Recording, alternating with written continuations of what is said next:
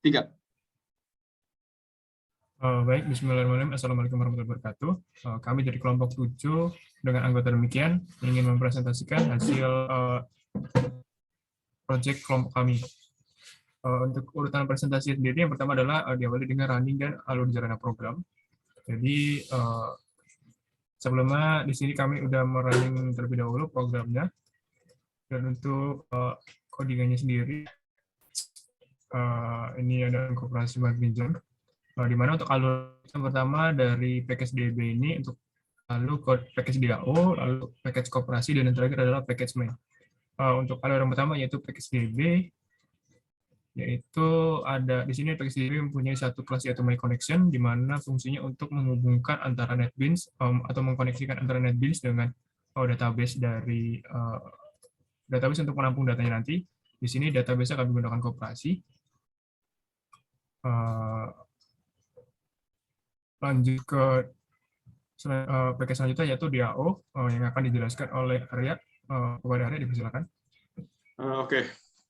Jadi package DAO ini berfungsi untuk mengeksekusi perintah yang didapat dari UI project ke dalam database dengan menggunakan perintah query.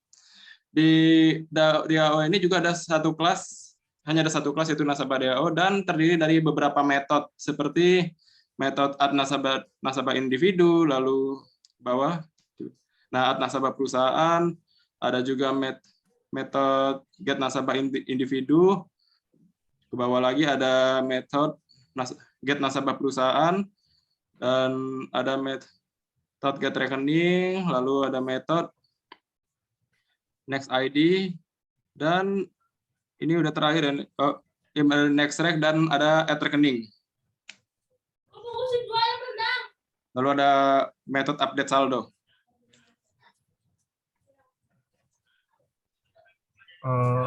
Selanjutnya adalah package koperasi yang akan dijelaskan oleh Edo. Silakan. Baik, terima kasih. Untuk pengertian dari package koperasi sendiri itu, dia berfungsi untuk pembuatan kelas yang dimana sesuai dengan kelas pada diagram pada soal tersebut. Untuk codingannya itu di sini kita bisa lihat ada atribut string, property nick, dan npwp. Ini kita bawah lagi, kita di sini menggunakan getter untuk memanggil ataupun mengaksesnya dari nick dan npwp. Dan selanjutnya ada kelas nasabah yang tadi di awal dijelasin adalah kelas individu. Untuk kelas nasabah di sini kita sama lagi ada atribut ID, nama, alamat, dan list rekeningnya. Untuk di sini ada public nasabah, lalu di bawah next itu sama kita untuk mengakses getter dari ID, nama, alamat, dan get rekeningnya. Untuk yang ketiga adalah kelas perusahaan. Untuk kelas perusahaan ini dia hanya mempunyai satu atribut yaitu NIB. Lalu di sini kita ada bawah sama saja untuk get NIB-nya. Selanjutnya adalah rekening, kelas rekening. Untuk kelas rekening ini dia menggunakan atribut rekening dan saldo. Lalu menggunakan public double get untuk mengakses dari saldonya. Dan untuk selanjutnya adalah penjelasan dari main. Baik, untuk package main sendiri saya akan menjelaskan. Untuk package main sendiri di sini fungsinya adalah untuk mengatur semua tampilan dari UI-nya, dan untuk controller juga. Jadi di sini untuk pembentukan UI-nya, UI dari programnya itu dibuat di UI FXML ini. Lalu di main ini ada 3 kelas, ada kelas main, UI, dan UI controller. Sebenarnya ini ada sedikit kendala responding.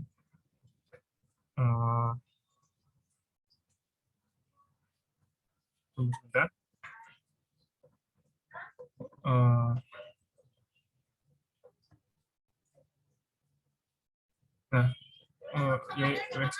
Untuk main Java ini untuk menjalani programnya, lalu untuk UI controller sendiri berfungsi untuk mengatur perilaku apa yang dilakukan oleh UI yang telah dibentuk tadi di UI FXML.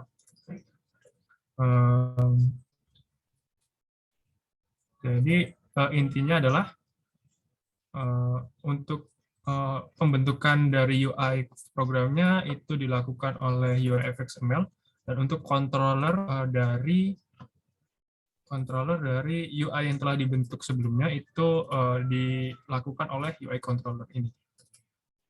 Untuk mainnya adalah lalu untuk mainnya sendiri gunanya untuk menjalankan program. Mungkin lanjut ke kelas diagramnya. Di sini untuk kelas diagram ada kelas diagram sistem koperasi, di mana terdapat 4 kelas. Yang pertama ada nasabah, rekening, individu, dan perusahaan.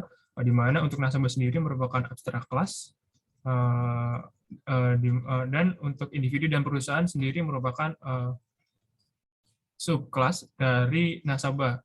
Dan nasabah sendiri ini merupakan superkelas gitu. Jadi hubungan antara nasabah dengan individu dan perusahaan merupakan hubungan antara parent dengan child class atau super dengan subkelas. Dan untuk hubungan antara nasabah dengan rekening sendiri yaitu hubungan agregasi. Lalu untuk selanjutnya adalah penjelasan IR diagramnya. Untuk penjelasan IR diagram sendiri itu masih sama untuk kelas diagram. Dengan kelas diagram cuma terdapat sedikit perbedaan aja. Di sini bisa kita lihat bahwa ada 4 entitas, yaitu nasabah, individu, perusahaan, dan rekening.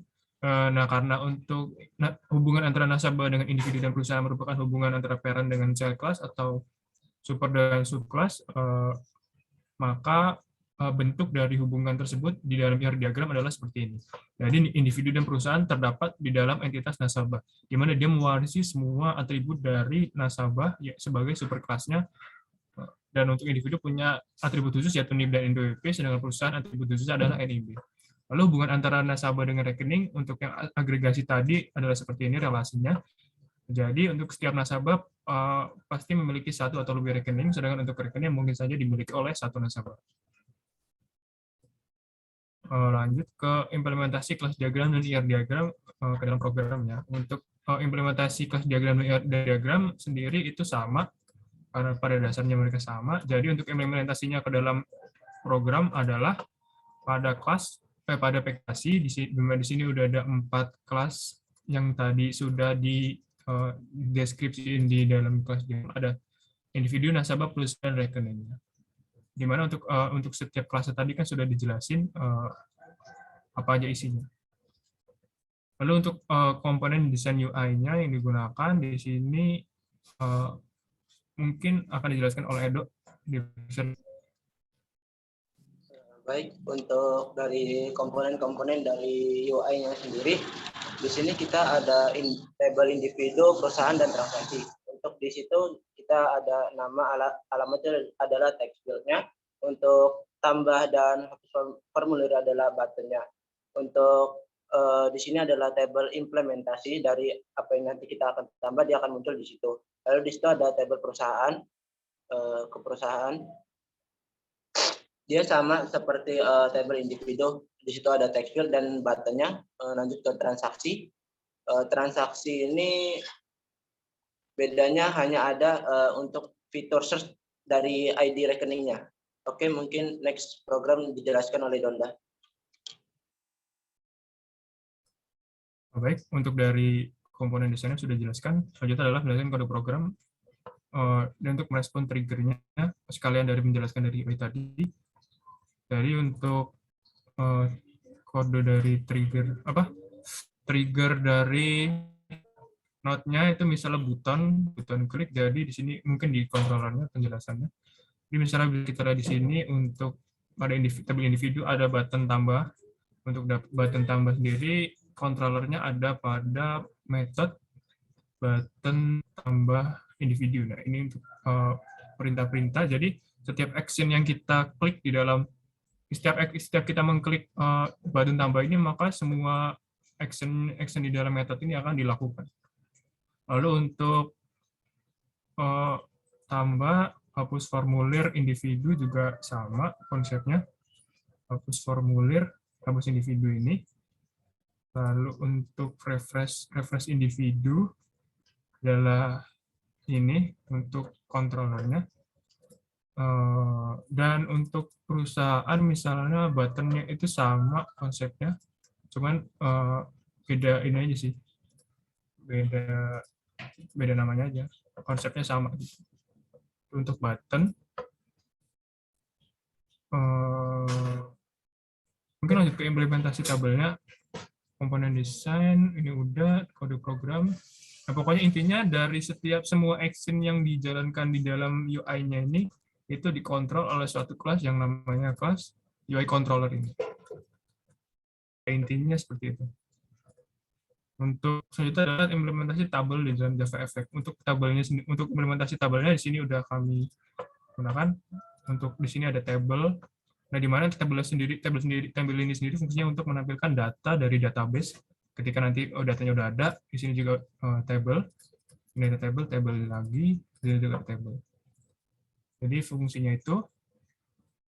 Lalu dengan running program. Mungkin langsung aja kita jalanin programnya. Jadi di sini, misalnya untuk ID dan ID tabungan ini terdisable, jadi auto terisi, jadi kita nggak bisa ngisi sembarangan. Misalnya di sini kita untuk input data ke dalam database-nya, Edo misalnya, Rodikas 12345, NPWP-nya 123456, dengan nomor rekening 100101, dengan saldo misalnya 1, 2, 3, 4, 5, 6, 7, misalnya 15 juta, kita tambah.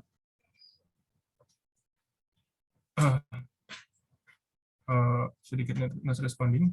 Jadi kita tambah, maka ya datanya akan masuk ke dalam database.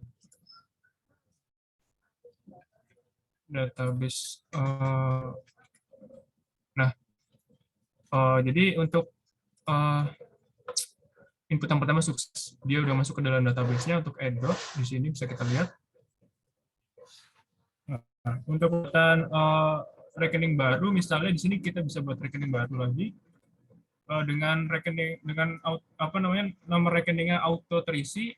Misalnya saldonya kita buat 1 juta 1, 2, 3, 4, 5, 6. Nah, maka di sini udah ada, jadi rekening nasabah Edo mempunyai 2 rekening gitu. Lalu untuk perusahaan juga konsepnya masih sama. Untuk perusahaan konsepnya sama. Mungkin kita tes saja.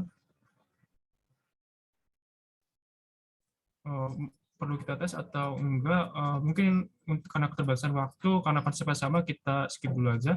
Di sini kita coba untuk fitur tambah saldonya. Di sini kita search ID-nya. Untuk ID dari Edo sendiri yaitu 1001.